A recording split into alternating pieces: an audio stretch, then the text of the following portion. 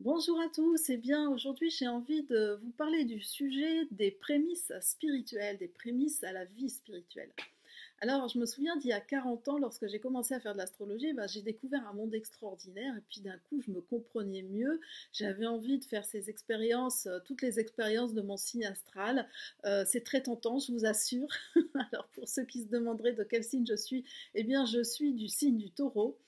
Et en faisant cette astrologie, en suivant ces cours d'astrologie, eh bien, je me comprenais mieux, je comprenais mieux les autres, je voyais aussi pourquoi avec certaines personnes on arrivait très très bien à communiquer, et puis avec d'autres personnes, eh bien, c'était beaucoup plus difficile.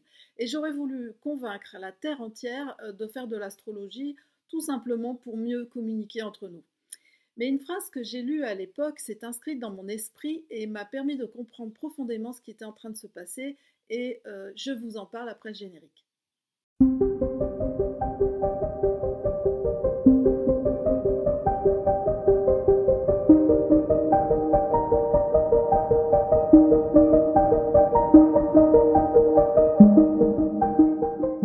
Alors on va revenir un petit peu sur Terre, un petit peu d'humilité, ça fait pas de mal, bien au contraire. Alors cette phrase qui m'a interpellée à l'époque, eh bien elle était de Dan Rudyard, le célèbre astrologue qui a écrit le livre Les degrés sabiens, je crois, qui s'appelle comme ça. Et il avait commenté dans ce livre le degré 21 du lion de la roue astrologique, il l'avait commenté de cette manière: des poussins un peu ivres essayent de s'envoler en battant des ailes dans le vide. Alors je vous la répète, hein, des poussins un peu ivres essayent de s'envoler en battant des ailes dans le vide.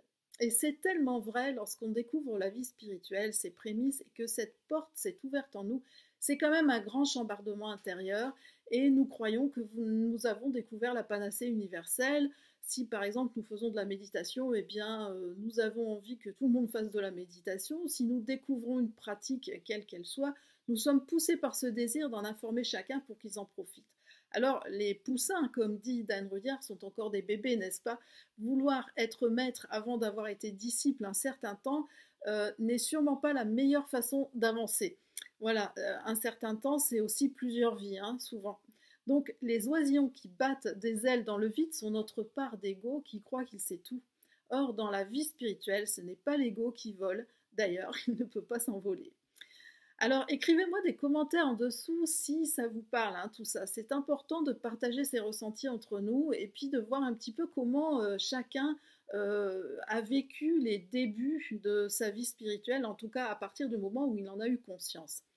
Alors, ce que nous découvrons lors de ces expériences mystiques, occultes, et j'ajouterai énergétiques parce que on confond souvent le plan énergétique avec le plan spirituel, de même que la médiumnité. On confond la médiumnité avec le plan spirituel. Donc, ce que nous découvrons dans toutes ces pratiques, ces expériences, c'est juste une porte qui s'ouvre et ce n'est pas la réalité. La réalité, elle va arriver juste après. Ici, nous avons ouvert la porte de notre âme ou de notre cœur qui s'est reconnu à cet instant, et c'est l'appel intérieur que l'on peut tous ressentir à un moment ou à un autre. Alors, pour mûrir, pour évoluer, devenir peu à peu soi-même qui on est, nous allons à partir de ce moment vivre des situations. Nous devrons petit à petit faire ce travail alchimique de transmutation intérieure pour une réelle expansion de conscience. Alors, on pourrait dire qu'après avoir ouvert cette porte de l'expérience spirituelle, eh bien, les événements que nous allons vivre et donc avec lesquels notre âme est d'accord vont être les fondements d'une vie spirituelle intense et puissante.